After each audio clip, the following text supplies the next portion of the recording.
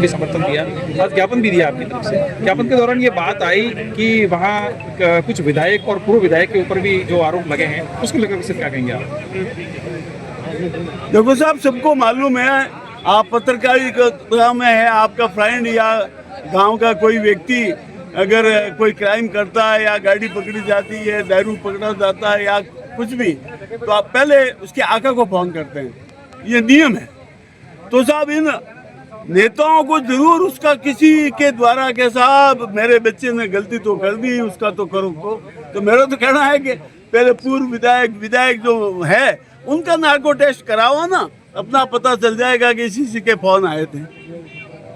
तो खुलासा तो इसी तरीके से होता है। आज हम सभी पधारे थे एसपी साहब, कलेक्टर साहब से डाक के दो पाक वो का वो, बस एसपी साहब तो एक ही रट माँ बुढ़ी है, धरना उठा दो। तो ये तो कोई तरीका नहीं हुआ। और 1 महीने से ज़्यादा समय हुआ, उससे मैं आश्वासन दिया था, लोबा राम जी चौधरी भी पधारे थे यहाँ, लेकिन जीरो, अभी तो कुछ नहीं हुआ। कैसा आप कोर्ट में नार्को टेस्ट और ब्रेन माफी का चल रहा है। मैं उनसे ये पूछना चाहता हूँ कि साहब जब आज से 10-15 साल पहले ये सिस्टम ईजाद नहीं हुआ था, तब क्या मर्डर केस खुलती ही नहीं थी, चोरियाँ खुलती ही नहीं थी? अरे यार क्या आप ये कर रहे हो?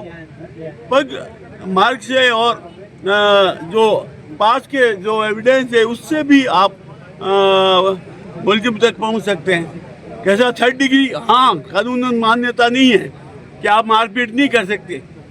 तो क्या साहब आप मारपीट नहीं करते हैं पुलिस वाले को? 100% करते हैं, और बिना जूत खाए तो कोई बोलता ही नहीं है। अरे आप रैकेट में मत लो, आप जाओ ना एक साइड में और लगाओ 2-4, फिर पक्का हो जाए कि दिलीप सिंह मुलजिम है। तो मोदी स्टाइल, ये योगी स्टाइल करो ना। कैसा बरामद करने तुम गए थे, पुलिस पे फायरिंग की और फैसला हो गया। जालोर जिले में पूर्व विधायक तो खूब है, आप किसकी तरफ इशारा कर रहे हैं? मैं सभी की तरफ कह रहा हूँ जो उसमें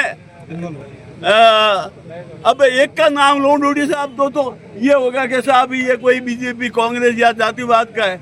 मैं तो जैसे रानीवाड़ा का उदाहरण दूँ, पूर्व विधायक और वर्तमान विधायक दोनों का हो, समरजीत सिंह जी का भी हो क्योंकि कॉन्स्टिट्यूंसी उनकी लगती है, मेरा भी हो, तो सबका नार्को टेस्ट कराओ ना। और मैं कहता हूँ 100% खुलेगा।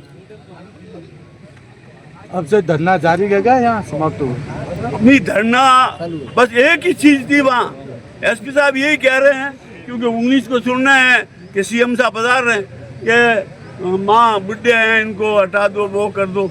अब ये इनके परिवार का डिसीजन है और कोई भी लोकतांत्रिक तरीके से प्रोटेस्ट करने का अधिकार है और उनको करना चाहिए। लेकिन हमने तो स्टेशन सर्कल पे देवी सिंह पार्टी के साथ में धरना दिया था, 500 लोगों को 4 बजे उठा दिया था क्योंकि घोषणा की थी पार्टी साहब ने, देवी सिंह ने क्या अटल जी आ रहे हैं, उनकी सभा को नहीं होने देंगे।